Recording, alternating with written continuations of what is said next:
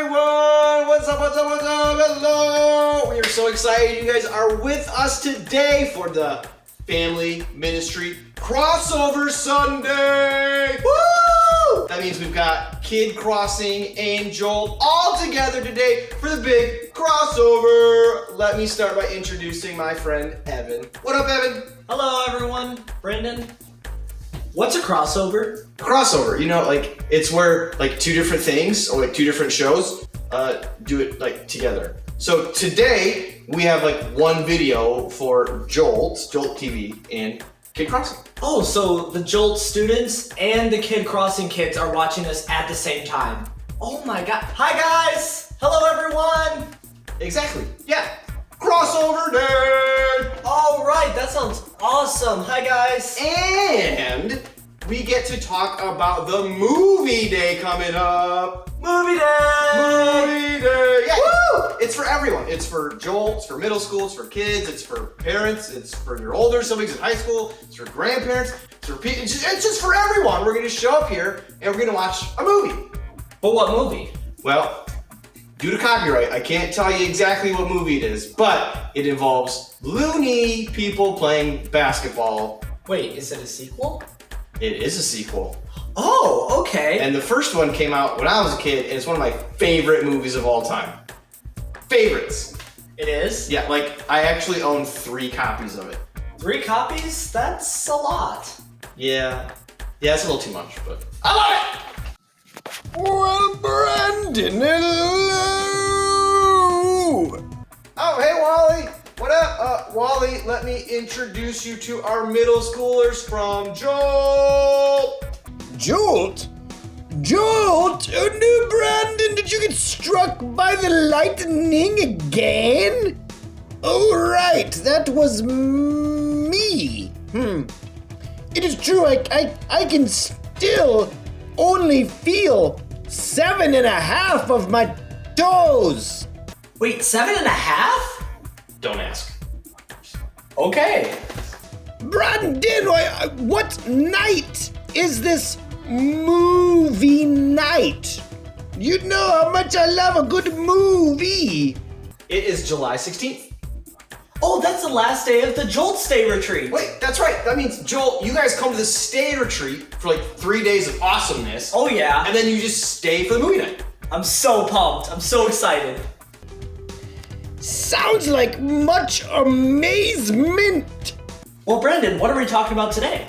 Today, we're talking about a huge underdog story. I love a good underdog story. What is an underdog? Is it like an up dog? What's up, dog? What's up, dog? Nothing much. How about you?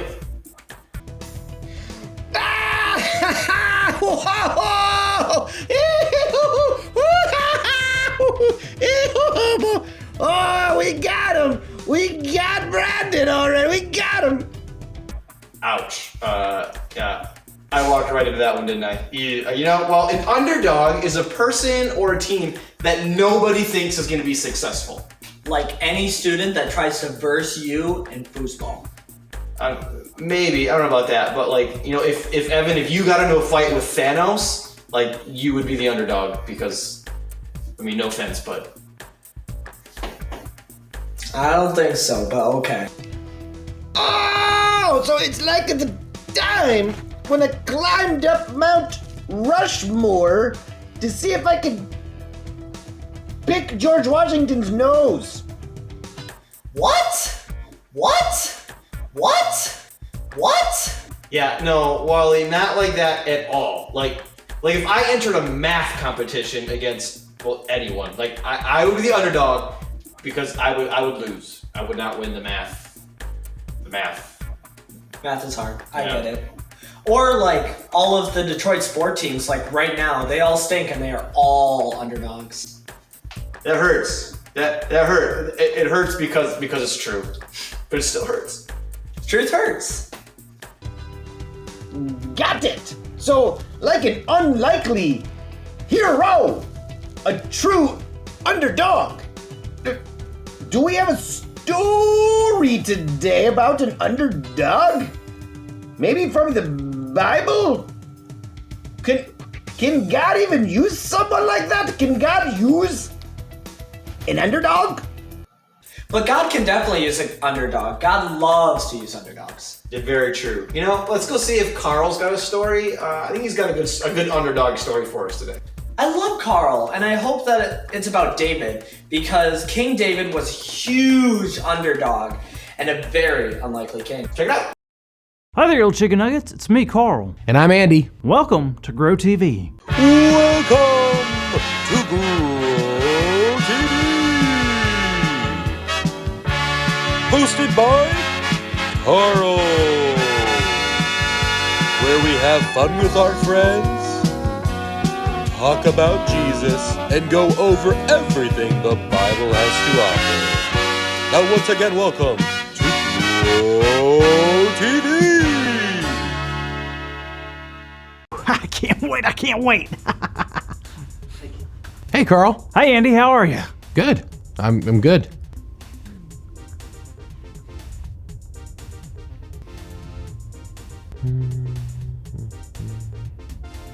You gonna ask me how I'm doing?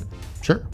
How are you? Good. I'm so good. I'm so excited. Excited? Excited for what? I thought it was obvious What? that I would be searching for the most elusive and sought-after creature on the planet. Tony the Tiger?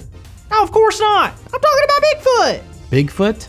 Yes, Bigfoot. It's now my mission to find him or her. You mean the mysterious 8-foot creature that lives in the mountains and never been caught? Yes, ma'am. Well, even if Bigfoot was real, what makes you think you're qualified to catch such a huge, mysterious, and unusual creature?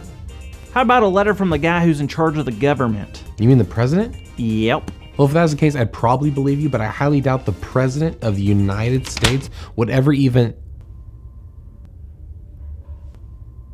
Wait, that letter's from the... President of the United States asking me, Carl, to lead the search for Bigfoot.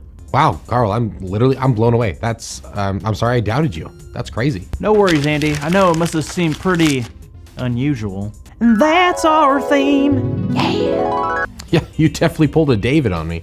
Yeah, sure. Wait, a David? What does that mean? Well, the story of David when he was anointed as king, it was very unusual for many reasons. Oh, in what ways? Well, let's look in 1st and 2nd Samuel.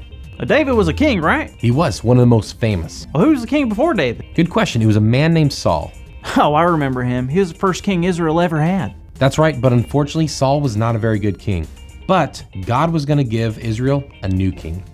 All right, well, now it's time for King David. You better watch out, King Saul. There's a new king in town. Well, what do you mean, well? Well, yes, King David was a warrior, but before he was known as King David, the great warrior, he was known first and foremost as young David, the shepherd boy. Whoa, really? He sure was. King Saul was handsome, he was tall, he was a good warrior. He was basically exactly what you think a king would look like. So you're saying I look like a king? Yeah, Carl, that's exactly what I'm saying. Carry on, my little subject. Well, God told Samuel, one of the prophets, that it was time to anoint a new king. What does it? What does anoint mean? It was a special ceremony type of thing that people would do specifically for people who were picked by God or anointed by God. Got it. So God told Samuel it was going to be David? Not exactly. God told Samuel to go to Bethlehem and find a man named Jesse. Hey, I know someone that was from Bethlehem. It was a name, it was like started with J.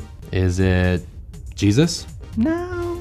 Okay, you keep thinking about it. Anyway, when Samuel got to Bethlehem, he found the man named Jesse, and he found all of his sons, except for the youngest son, and his name was David. But David wasn't there. What was he doing? Like I said before, he was a shepherd, so that means he was out taking care of the sheep. Awesome. So what happened next? Well, when Samuel realized that none of the sons there were the ones that he was sent by God to anoint, he asked Jesse if he had any more sons. So they went and got David? They sure did, and when Samuel met David, he knew that he was the one that God wanted to be the next king.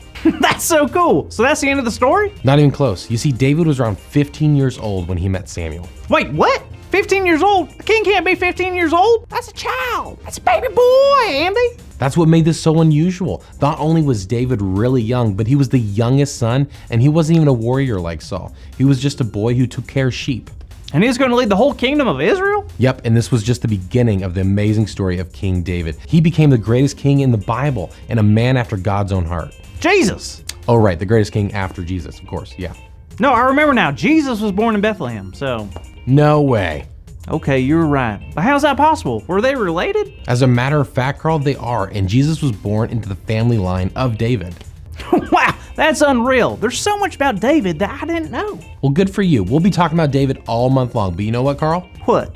You know how I didn't believe right away that you were chosen to be the leader for the search of Bigfoot? Well, people found David being chosen as king to be just as unusual. I guess I never thought about it like that. David was definitely a questionable choice. It's kind of cool how God chooses people that you wouldn't quite expect to have such important jobs like running the kingdom. It is very cool. I mean, in the Bible, we see all kinds of people that get to do amazing things for God. People who had no remarkable skills, people who had physical challenges, people without impressive backgrounds, people who might seem unlikely to do great things, but God uses unlikely people. Amen to that, sister. Wait a minute. That's our big idea.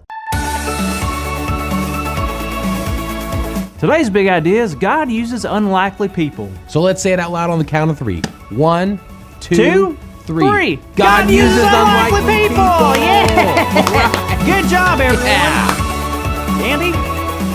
So I'm curious, About what? how do you expect to find a Bigfoot? Andy, one does not find Bigfoot. Bigfoot finds you. Okay, and how will Bigfoot find you? I will be using the Bigfoot call, of course. Oh, how do you do it? Let me show you. So basically, you have to put your thumbs kind of like that, you know, gently cup your hand, and you just kind of like it's a tight squeeze, but not like too tight. Just kind of like and you just kind of you open it up a little, and you just go here, Bigfoot. Here, Bigfoot. Well, I don't see how that won't work. Have a good week, kids. See you next time. Thank you for watching, and tune in next week for a new episode of Pro TV.